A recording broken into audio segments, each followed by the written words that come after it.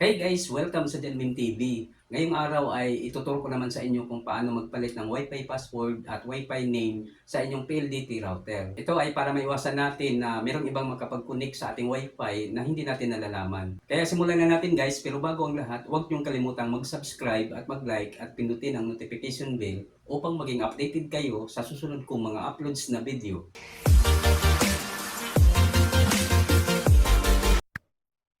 So bago tayo magsimula, kailangan nakakonect na kayo sa inyong Wi-Fi router. At kung connected na kayo, ang unang gagawin natin ay mag-open ng web browser. Kagaya ng Google Chrome or kung anong web browser meron ang cellphone ninyo.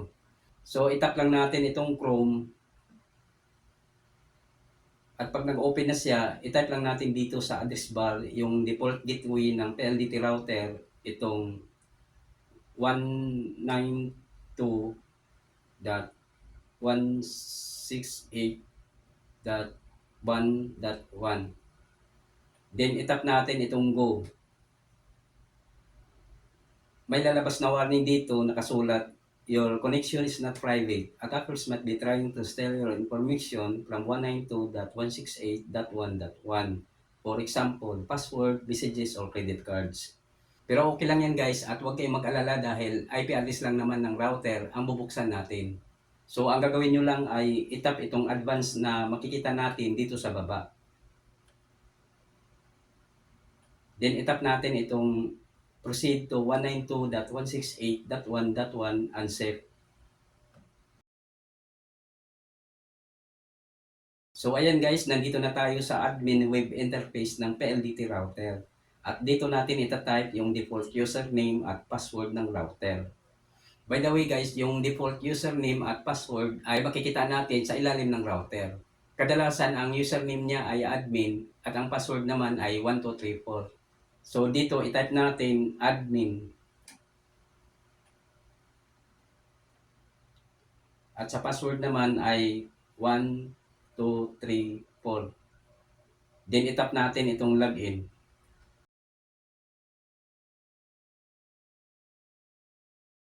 Ito yung lumalabas kapag first time nyo palang magpalit ng username at password ng inyong PLDT router. Itap lang natin okay.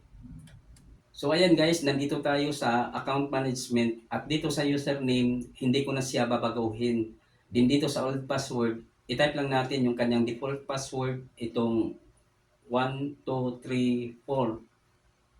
Din dito sa new password, kayo na ang bahala kung ano ang gusto niyong ipalit na bagong login password. Basta ito ay hindi bababa sa 12 character at merong combination ng uppercase, lowercase, special character at number. Dahil kung wala ay mag-e-error po siya at hindi tatanggapin. So ayun guys, itatype na natin yung kanyang bagong login password.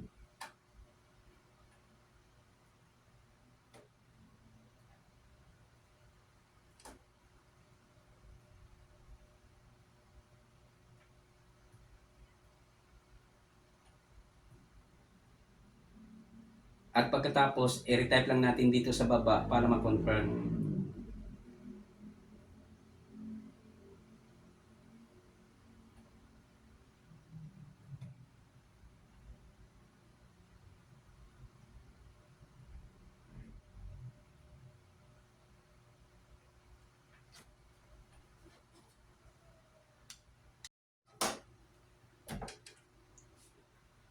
Then dito naman sa band steering, hayaan na lang natin siya na naka-disable para ma-separate natin yung 2.4G at 5G Wi-Fi network.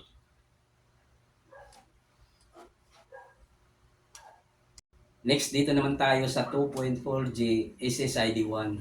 Bali, ito yung kanyang Wi-Fi name na kadalasan ay makikita natin tuwing tayo ay mag-scan sa Wi-Fi router. At dito guys, kayo na ang bahala kung ano ang gusto niyong ipalit na Wi-Fi name. Halimbawa sa akin, ang ilagay ko ay Janmim 2.4G.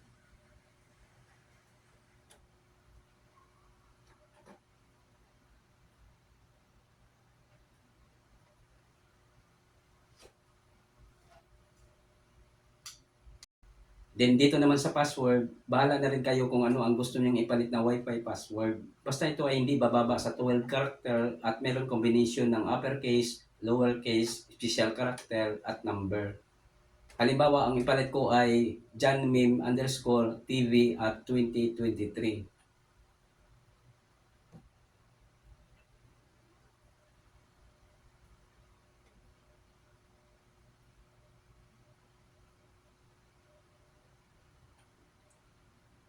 Then i-retype lang natin sa baba para ma-confirm.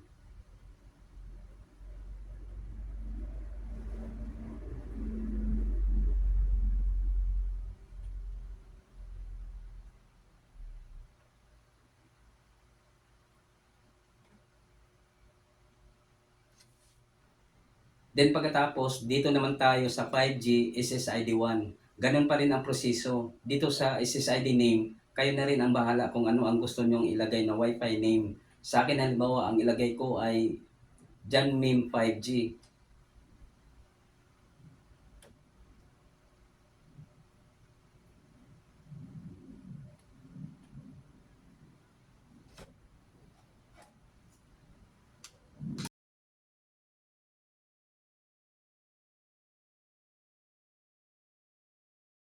Then dito naman sa password, bahala na rin kayo kung ano ang gusto nyong ilagay na bagong Wi-Fi password. Basta ito ay hindi bababa sa 12 character at mayroong kombinasyon ng uppercase, lowercase, special character at number. So itatype na natin yung kanyang bagong Wi-Fi password.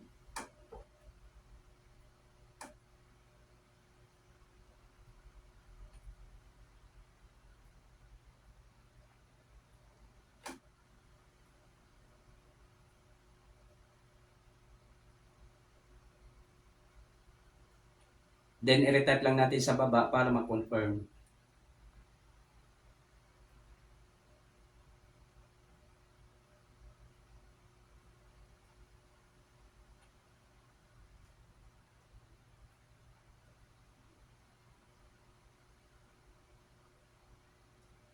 Then itap natin itong apply. At pagkatapos niyan ay madi-disconnect tayo sa Wi-Fi internet. Ang gagawin lang natin ay i-connect siya ulit gamit ang bagong Wi-Fi password. So dito guys, makikita na natin yung bagong Wi-Fi name na ipinalit natin. Itong Janmim 2.4G at Janmim 5G. At dito tayo mag-connect sa Janmim 2.4G. Itap lang natin yan. Then i-type natin yung kanyang bagong Wi-Fi password.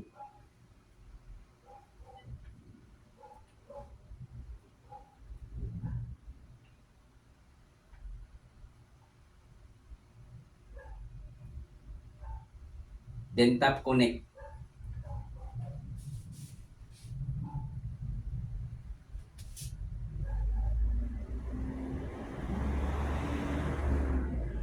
Ayan, connected na tayo. So, nandito ulit tayo sa admin web interface ng PLDT router para matest natin yung kanyang bagong login password. So, dito sa username, ganun pa rin siya, admin.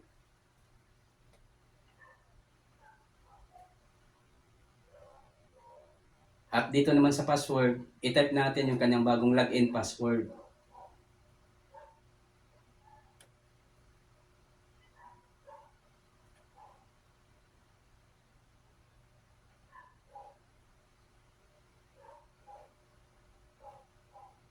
Then, tap login.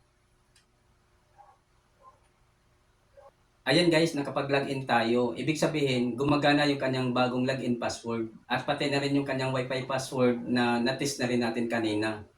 So ayan guys, ganyan lang ang magpalit ng Wi-Fi password at name, pati na rin login password ng inyong PLDT router. Hanggang dito na lang muna at sana nakatulong sa inyo ang video na ito. Ako po si Rodolfo Membreve Jr. at huwag niyong kalimutang mag-subscribe at mag-like at pindutin ang notification bell upang maging updated kayo sa susunod kong mga uploads na video. Bye!